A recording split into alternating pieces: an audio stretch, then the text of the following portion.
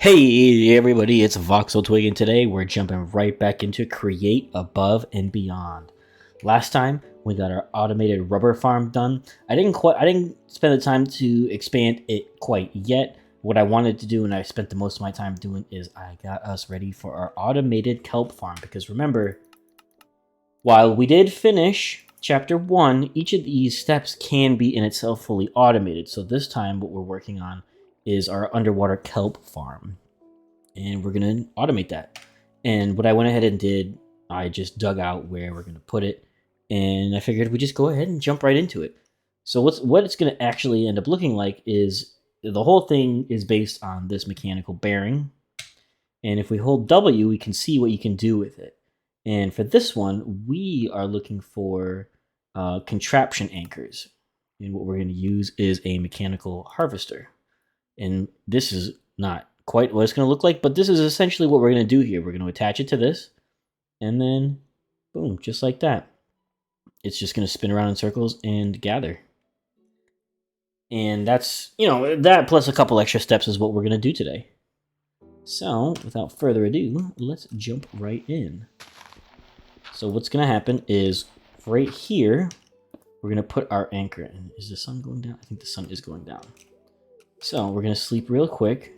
And while we're in here, we got some more wood. So we'll grab that and sleep through the night. And sleep through the night. All right, where were we? So what we do here is we have our mechanical bearing.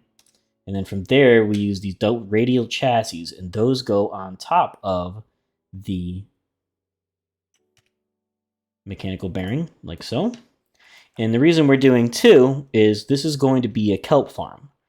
And what these mechanical harvesters right here do is they will harvest fully grown crops that they come across. So, for example, if you automated a wheat farm and you had this spinning in a circle around your wheat farm, you would put it at ground level, but it will only harvest it when it's ready to harvest. The problem with the kelp is that it's always ready to harvest. So what we want to do is this is where the kelp is going to go right here. And we're going to put our mechanical harvesters on the second level so that as the kelp grows, it will break it, but it will never destroy the kelp at the bottom.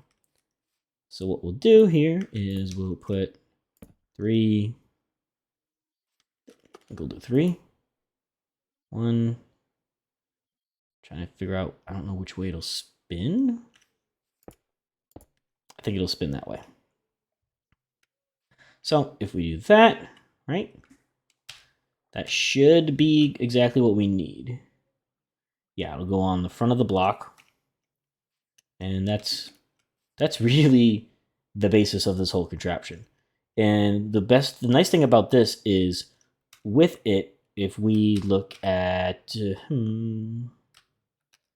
mechanical harvester and trying to find this, here it is, our portable storage interface, we can't access the chests that go on top of, that we attach to this. So what we do is I got a bunch of barrels, and we're just going to go barrel, barrel, barrel. And then what we can do is if we attach a portable storage interface here, and then now every time this harvests, it will collect in these barrels here. We don't need nearly this many, just, for aesthetic's sake. And then as it harvests, it'll spin around, come into this portable storage interface, and then we'll drop into a smart chute and then into our drawers. And let's see, looking here, let's grab our pickaxe because I don't really like the way that looks right now. So, because what we actually can do is if we take all of these, probably could have got my axe too, but that's fine.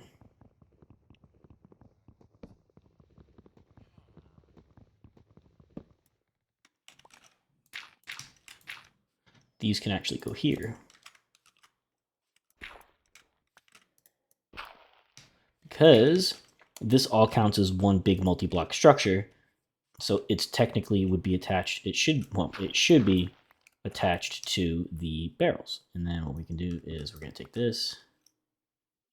This will go here. Boop. Just like that. Dirt goes there. And then what we would have here is eventually we'll encase this in glass so it looks nicer. But this would go here. And so I'm going to go ahead and get just some of the fine tuning done, and I'll be right back. All right, so this is going to be what it's going to look like. I ended up scrapping the whole thing, taking it down, and putting it back up higher so that it worked out the way I wanted. But basically, this will, this will spin, deposit into these barrels, which then, as it spins around, every time it spins around, if there's anything in these barrels, it'll stop here, and this portable storage interface will interface with this one, which will then go down into, it'll deposit directly into this smart chute and into this drawer, because the portable storage interface cannot interact directly with a drawer. So we need this smart chute there. And I'm going to use glass so that I can encase the whole thing. So what I'm going to do now is I am going to go underground and set up the rotational power, because the rotational power comes in from the bottom of the first block that we put down. So I have to get down there, set it all up, and then turn it on. And then once I turn it on, we'll be able to see how big of an area it is actually taking up, and we can put everything down. So I'm going to go ahead and get that set up down there, and I will be right back with you guys. All right, guys. So we got it figured out.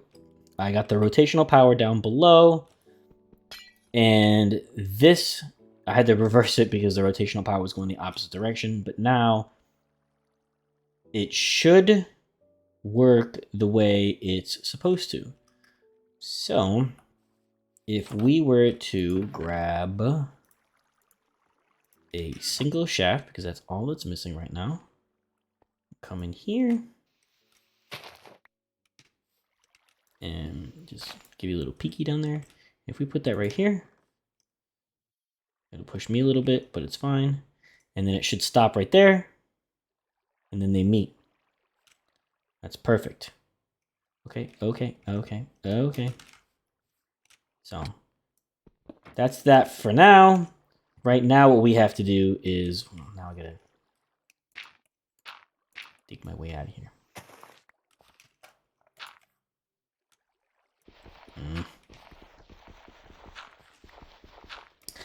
See, now I've trapped myself down here.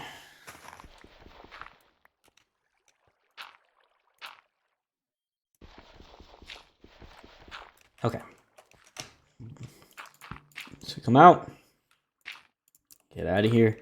And so now what I have to do is I have to fill this all in with water. I'm going to do bucket by bucket. I only have a few buckets. I don't want to waste the iron. And then get the kelp planted. And once I get the water in, I will be right back with you. All right, everybody. So we got it down. I got the water in, and I've got the kelp down. Now, theoretically, because some of it is already starting to grow. So once I put the shaft down, it should work. So let's get this down. Head up. I hear breaking. Goes in there. And now we have 4 kelp. And again, this is just like that rubber tree, the rubber farm we made. This will go forever. It's not, it's not huge. It's not going to give us thousands of kelp at a time, but you could always make this bigger if you wanted to. You don't. I made it small just because it fits right here. And if I let it run for a while, there'll be lots of kelp.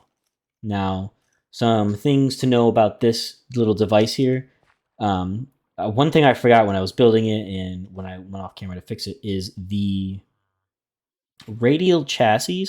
In order for them to actually attach to anything and pull it with it, you need to click on it with a slime.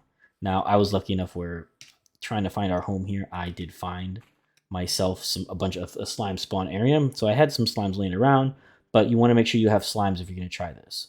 The other thing that's really important to note is on the radial chassis itself, when you put it down, it just looks like this, but you need to take your wrench out. And what this does is you need to make sure that you use your scroll wheel when you have your wrench out. You scroll down or up, and this will determine how many blocks that sticky chassis will pull. If you have this thing set to the default, I believe is 8. And when I turned it on for the first time, it took everything. It took the glass, it took the interface, it took this grass down here, it took everything.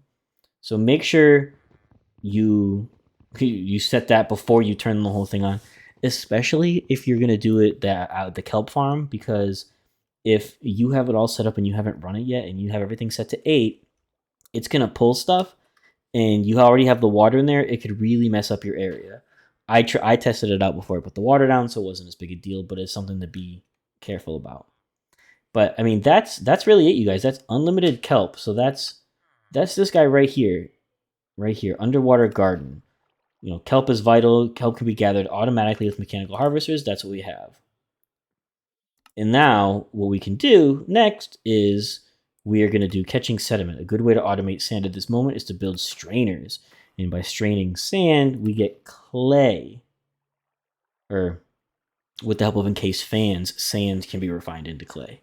So we can do that because the strainer will get us sand, and then encased fans can get us clay from that, and then we would mix the two to get the algal blend, which then eventually gets cooked into algal bricks, which gets combined with andesite cobblestone. But this is automated ore processing, automated rubber, and automated algae.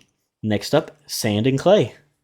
But if you guys like this video, please hit that like button and comment below. If you're liking this series more than Sky Factory, let me know. If it's less than Sky Factory, you want me to go back to it, I can do that too. Just let me know. This has a ton of options. It's a lot of automation, a lot of building, a lot of cool contraptions. And it's different than Sky Factory. I think I wanted to try something different with you guys just because Sky Factory is not the newest mod and a lot of people have seen it and done it, whereas this one, not a lot of people have played with Create that I've talked to. And it just gives us an opportunity to, learn about the pack and explore it and figure it all out together. But if it's your first time here and this is how you found us, welcome. And if you haven't done so yet, please subscribe, hit the bell, get notified when we upload new videos. Right now we're putting out new videos about 5 days a week. And next time, we're going to do some more automation. I am Voxel Twig, and I will catch you later.